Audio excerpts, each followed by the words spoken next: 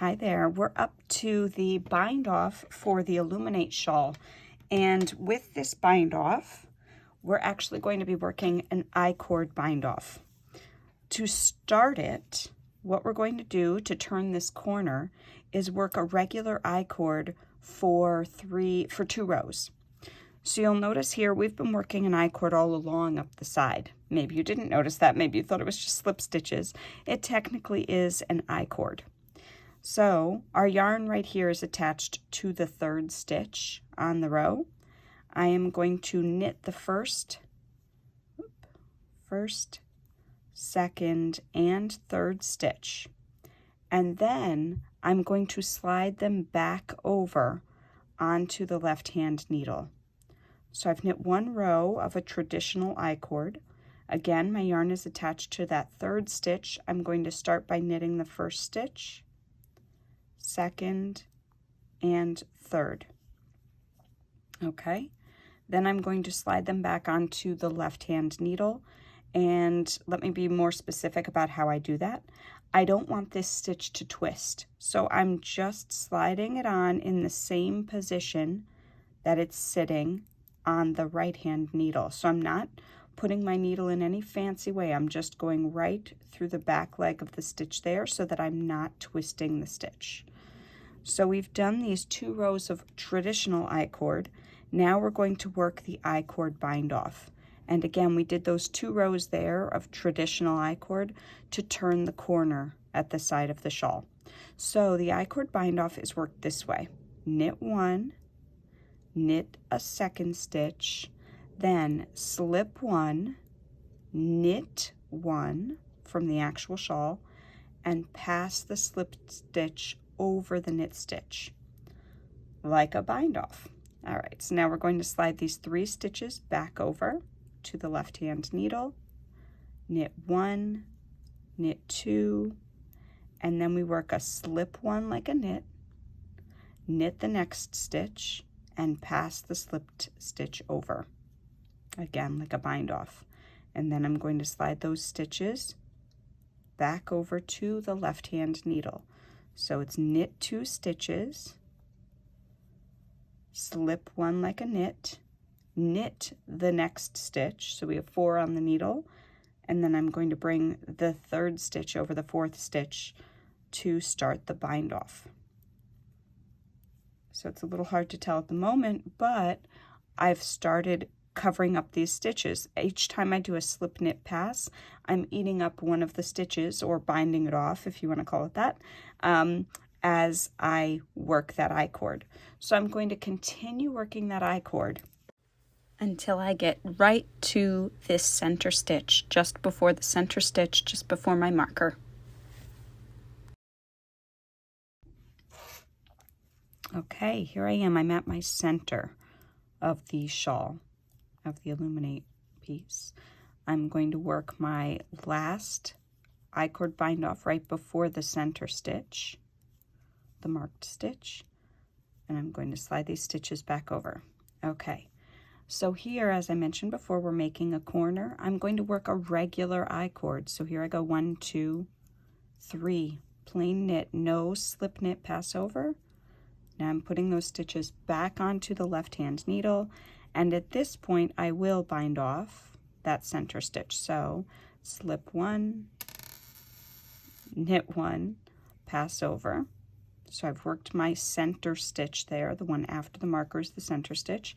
Now I'm going to work another traditional I-cord, 1, 2, 3, without a decrease or the bind off.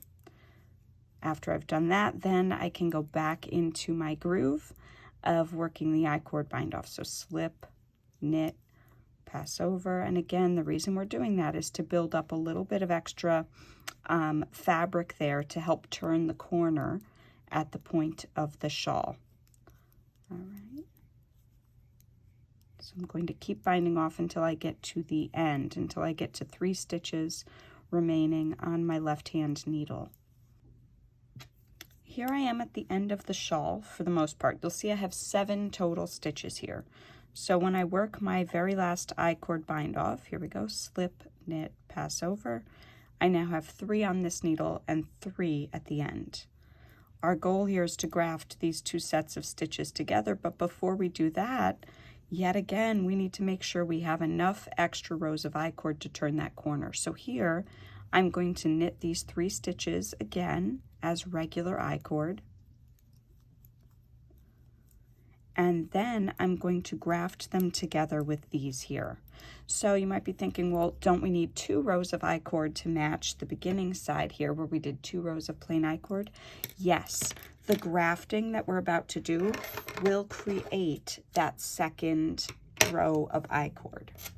So I've cut my yarn. I left too long of a tail here. You don't need this long. I've cut my yarn, and now what I'm going to do is align these stitches. So I have my stitches sitting this way here right now.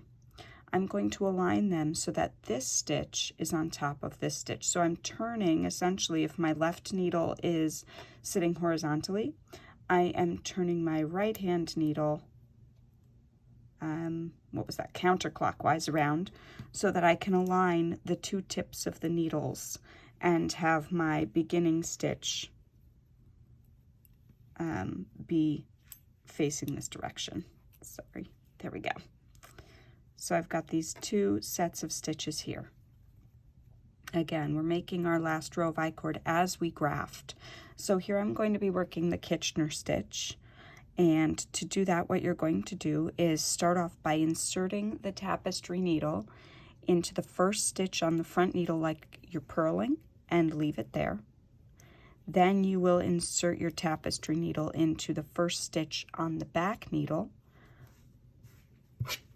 like you're about to knit and leave that stitch there. All right, that's our setup. To begin the actual grafting, you're going to go into the first stitch on the front needle as though you were about to knit it with the tapestry needle and slide it off. Then you're going to insert your tapestry needle purlwise into the next stitch on the front needle and leave it on, and then I bring my yarn through. Now on the back needle, I'm going to go into the first stitch on the back needle purlwise, slip it off. The next stitch I go into knitwise and leave it on the needle. Here again, front needle as to knit, slip it off. Front needle as to purl, leave it on.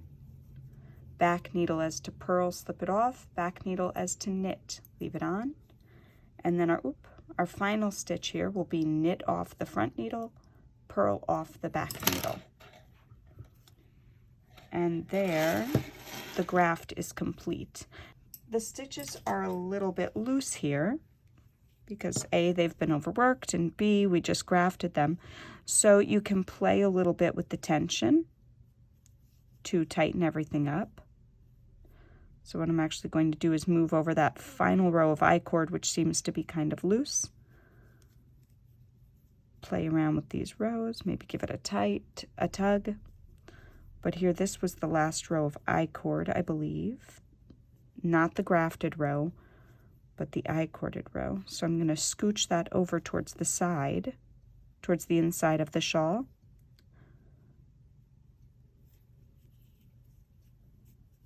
And bring it on down to the grafted row and kind of share the love, spread out that extra yarn and tension. There we go. And that's the corner. And then you can use your tail to close up anything else that you might want to. But here we go. So there's the end.